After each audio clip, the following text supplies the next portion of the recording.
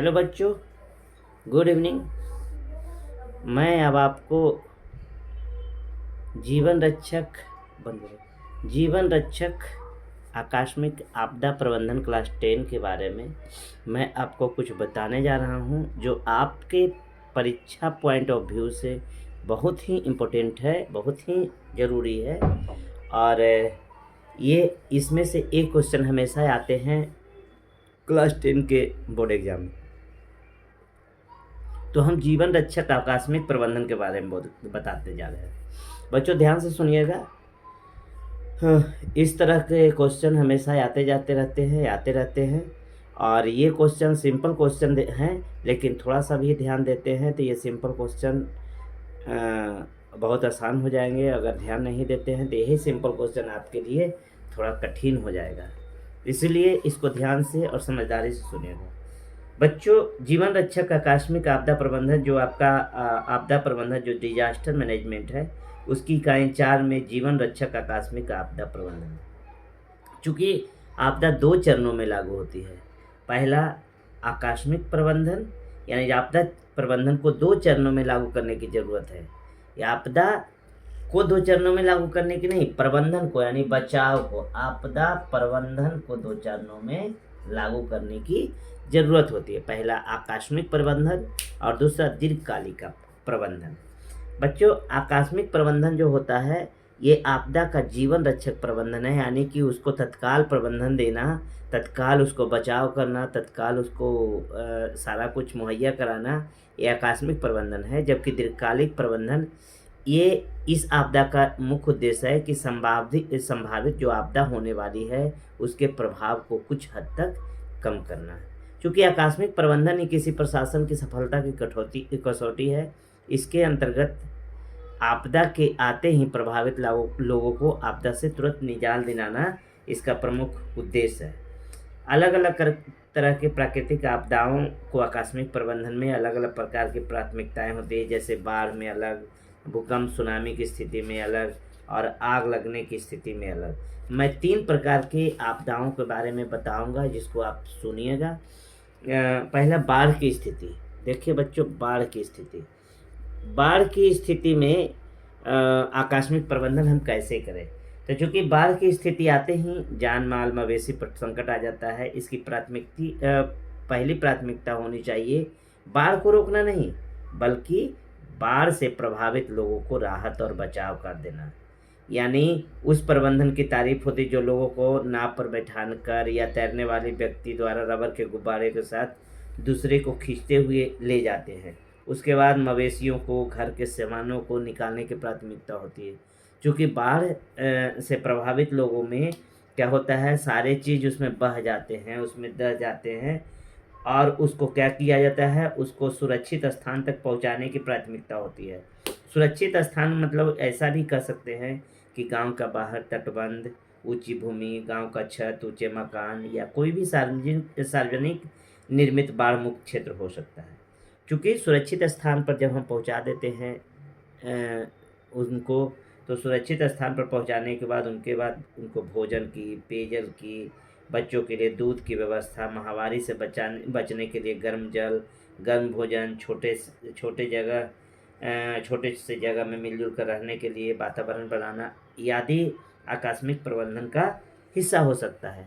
बच्चों, पशुओं को चारे की भी आवश्यकता होती है। क्योंकि देखिए, जब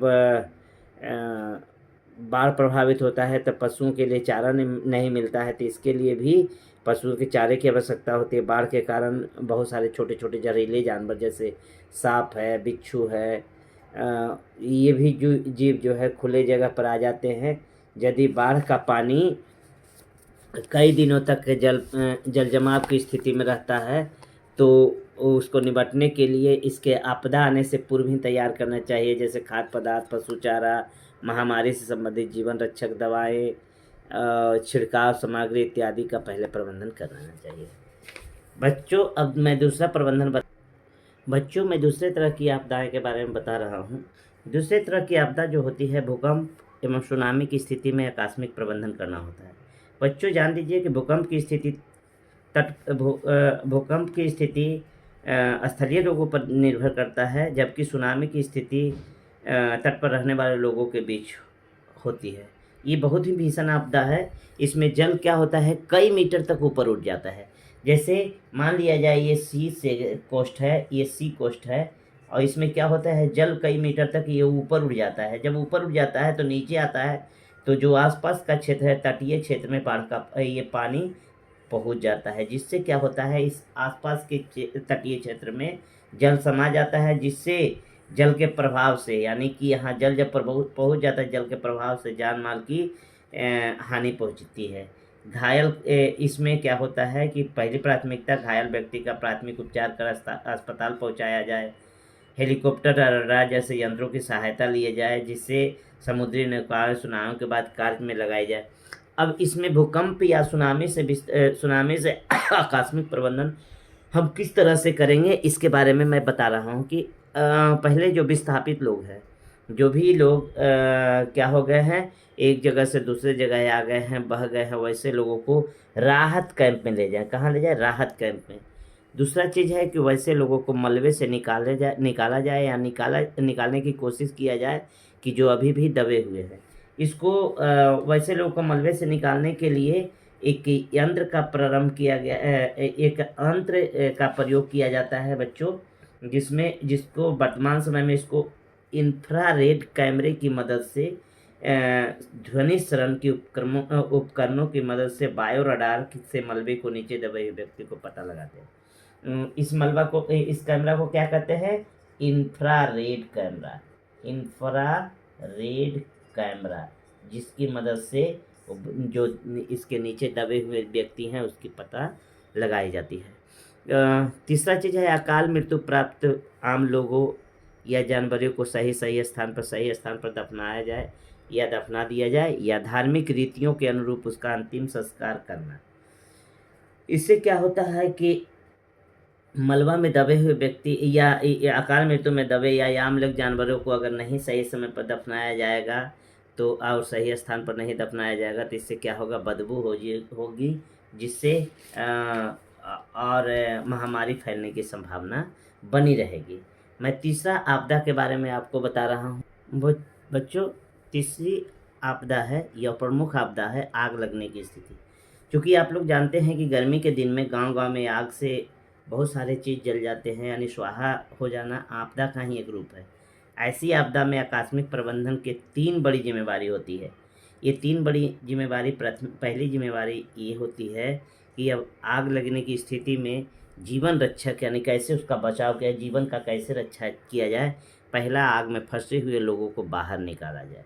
दूसरा, घायलों को तत्काल प्राथमिक उपचार देकर अस्पताल तक पहुंचाया जाए।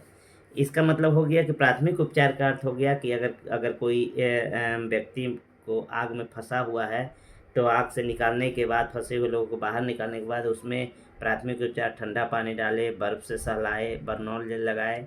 इसका उपयोग करने से जलन में थोड़ा राहत मिलती है। तीसरा चीज़ है कि आग के फैलाव को रोकना, जिसके लिए नज़दीक में उपलब्ध बालू हो, मिट्टी हो, अगर तालाब हो तो तालाब का जल का उपयोग किया जाए। अग्निशामक दल को बुलाया जाए। यदि आग लगा हुआ है, आसपास झुग्गी झोपड़ी है, तो झुग्गी झोपड़ी हो तो कुछ दूरी पर इसे उखाड़ कर फेंकना, जिससे अगले मकान तक आग न लग सके। यदि आग का जो कारण है विद्युत शॉर्ट सर्किट है, तो सबसे पहले बिजली लाइन को काट देना चाहिए, और ऊपर बने जो तीनों है आग में फंसे हुए, ये तीनों चीज कार्य करना चाहिए। बच्चों, आग के समय यदि कोई व्यक्ति छत के ऊपर फंसा हो तो क्या करना चाहिए, उसे बाहर से सीढ़ी लगाकर उतारने का कार्य किया जाना चाहिए, या फिर हेलमेट दे दे, या फायर रेसिस्टेंट, जिसको कहते हैं अग्नि प्रतिरोधी जैकेट पहनाकर उसे बाहर निकालने का कार्य किया जाना चाहिए।